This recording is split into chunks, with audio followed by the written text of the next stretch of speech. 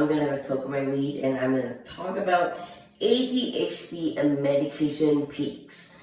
Episode 112. 122. Welcome. Bad habit. Alright, so we talked about methylphenidate and the effect in improved handwriting in the last episode.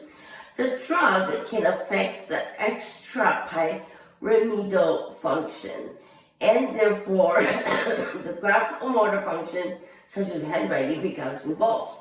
So we're going to talk about Ritalin. I hate that word. Methylphenidate. When does methylphenidate peak? The time of peak plasma concentration is 1.9 hours for immediate release tablets and 4.7 hours for extended release tablets, which is, for me, it's half the time because my metabolism. When taken with food, it actually reduces the effectiveness as well as efficacy of the medication if you take it with food, because you gotta mix with food, they gotta metabolize food, they gotta metabolize your medication, and altogether it's the same thing as when you are already full and you are having alcohol, which I don't drink, but when you're having alcohol, it absorbs it. Like if you're eating bread or fries or whatever, and it absorbs it, you're not gonna feel what you want to feel, like or drunk or buzzed, whatever it is, right? As much. So the methylphenidate and any medication works the same way. So, okay, so like I said, 1.9 hours for immediate release, 4.7 hours for extended release, such as Strattera. What was the other one? Anyway, when taken with food, the total exposure or peak plasma concentration of methylphenidate are increased. The time for peak plasma concentration of extended release tablet is reduced. Use this to your advantage. I don't have that many experience with extended release tablets. I've always used the immediate release tablets, especially on the PMS brand, because the non-medicinal ingredient doesn't give me rashes, and I get that with all the brands except PMS, which is Pharma Science. So use this to your advantage. Make sure that you know and practice. I'm talking about practicing. Okay, this is a constant daily routine practicing. Optimal metabolism of your ADHD medication.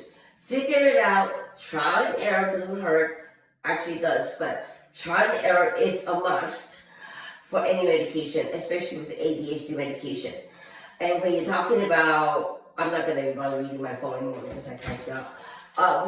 When you're doing something that's like a postgraduate exam or something like standardized exam such as GMAT, LSAT, MCAT, and all that, you want to make sure that your peak performance is when the exam starts.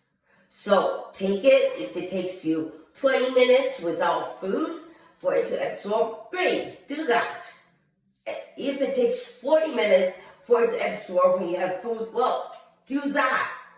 Figure it out. Trial and error. It does hurt because sometimes, like when I was doing trial and error and I was actually eating it, I'm not gonna talk about that right now. When you're eating it, for me, because of my metabolism, it actually, I had to eat on an empty stomach, and my metabolism is twice as fast as other people. So the peak time says it was 2 hours. For me, it would be 1 hour, max 1.5 if I try to delay it.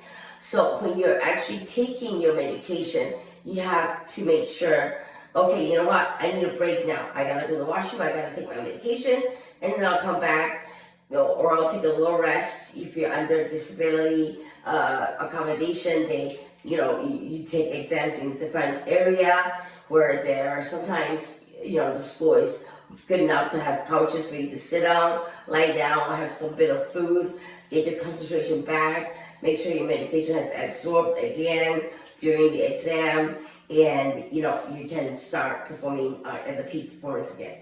So anyways, that's it. That's my recommendation.